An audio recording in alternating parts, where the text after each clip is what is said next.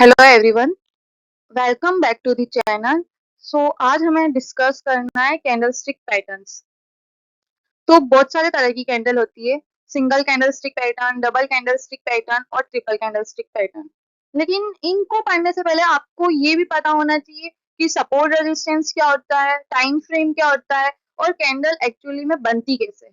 तो इसको पढ़ने के लिए आप पिछले वीडियोस देखिए जो प्लेलिस्ट में है, आप उनको पढ़िए और फिर यहाँ तक आइए, फिर ये टॉपिक आप पढ़िए ताकि आपको ज्यादा आसानी होगी पढ़ने में। तो सबसे पहले हम ये जानेंगे कि ये इम्पोर्टेंट क्यों है, क्योंकि कैंडलस्टिक पैटर्न हमें मार्केट की लैंग्वेज बताती है। इसे पढ़ेंगे तो हमारे लिए चार्ट को पढ़ना आसान होगा। ये हमें बताता है कि बायर स्ट्रॉन्ग है या सेलर स्ट्रॉन्ग है। इस स्टोरी को समझने के लिए हम कैंडलस्टिक पैटर्न्स समझते हैं या सीखते हैं।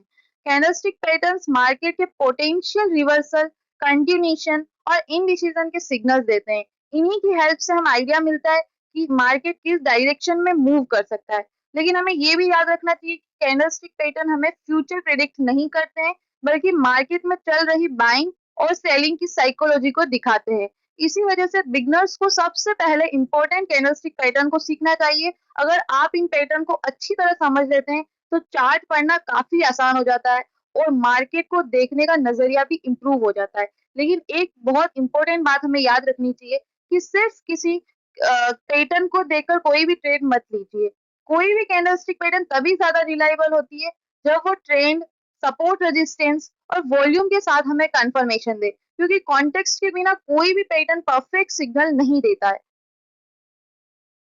सिंगल कैंडलस्टिक पैटर्न पढ़ते हैं और डबल कैंडलस्टिक पैटर्न और ट्रिपल कैंडलस्टिक पैटर्न हम नेक्स्ट पार्ट में डिस्कस करेंगे। अगर उनको भी इसी पार्ट में करेंगे तो वीडियो बहुत बड़ी हो जाएगी, तो इसमें यही पढ़ते हैं। हैमर पढ़ते हैं सबसे पहले। हैमर हमें कहाँ दिखने को मिलता है? डाउन ट्रेंड में अगर हमें हैमर मिल जाता है तो हमें ये अप ट्रेंड के सिग्नल देता है। ये सपोर्ट जोन के पास बनेगा और indicate a potential trend reversal. जैसे कि जो हैमर है वो कैसे बना होगा?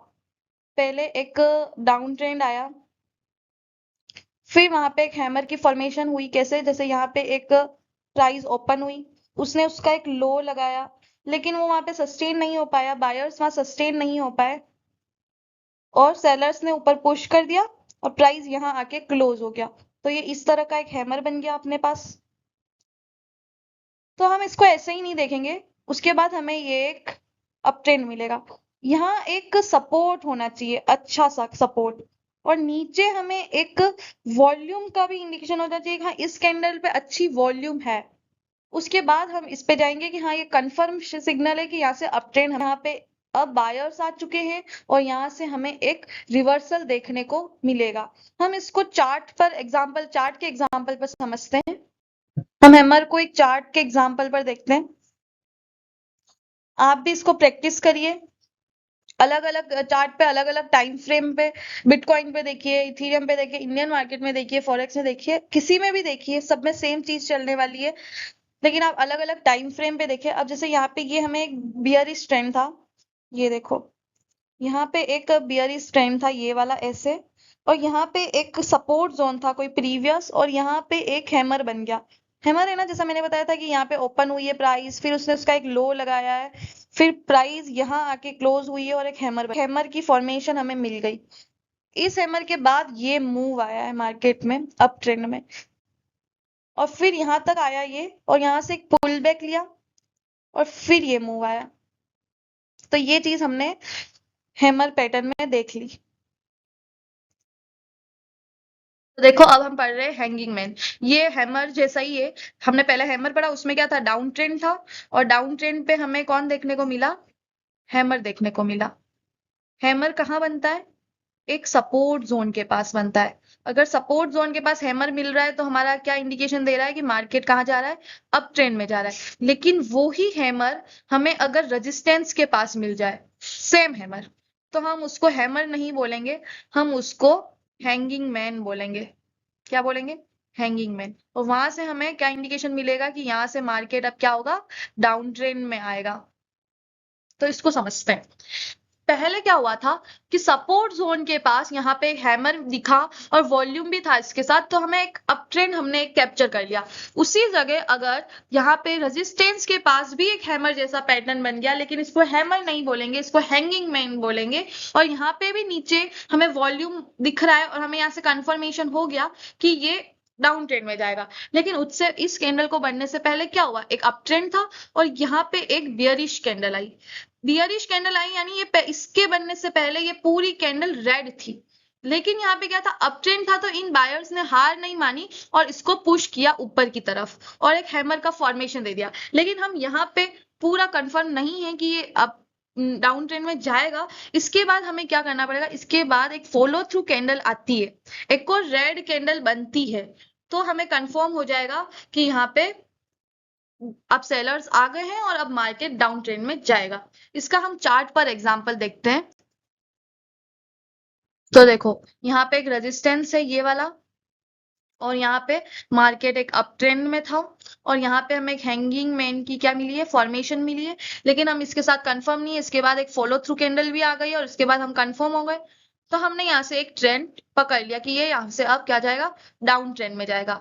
हम इसका टारगेट रखेंगे पिछला स्विंग, और इसका सपोर्ट रखेंगे जो अपना सॉरी इसका जो एसएल होगा वो हम इसका रेजिस्टेंस रखेंगे। और हमने ये मूव कैप्चर कर लिया, अब ये मूव हमने कैप्चर कर लिया डाउन ट्रेंड का।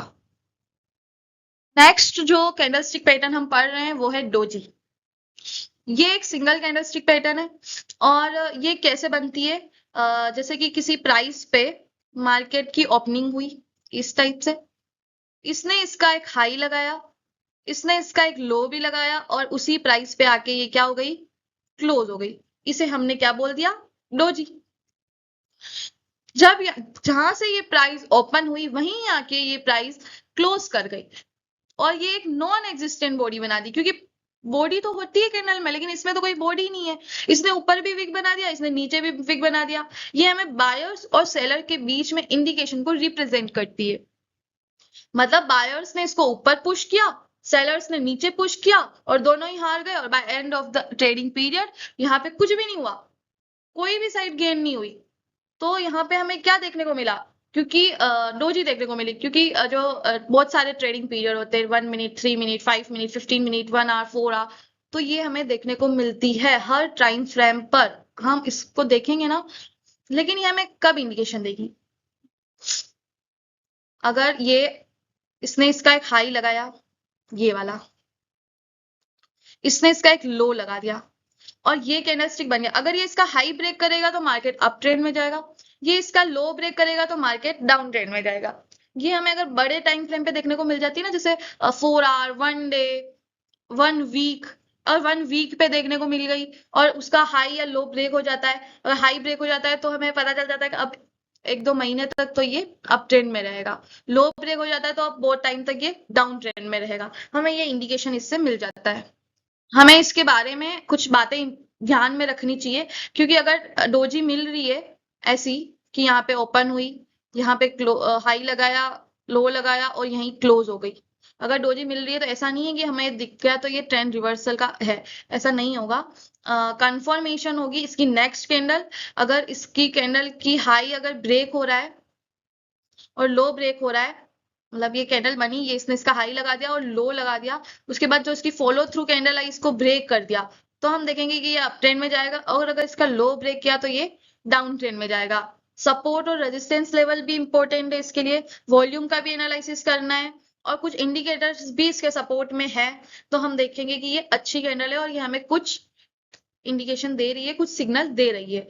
अगर डोजी बुलिश ट्रेंड के बाद मिल रहा है, स्ट्रॉन्ग बुलिश के बाद, और नेक्स्ट लेवल जैसे कि ये हमारा बुलिश ट्रेंड है और यहाँ पे हमें एक डोजी देखने को मिलती है, और उसके नेक्स्ट इसके बाद इस लो का ब्रेकडाउन हो जाता है तो हमें डाउन ट्रेंड देखने को मिलेगा।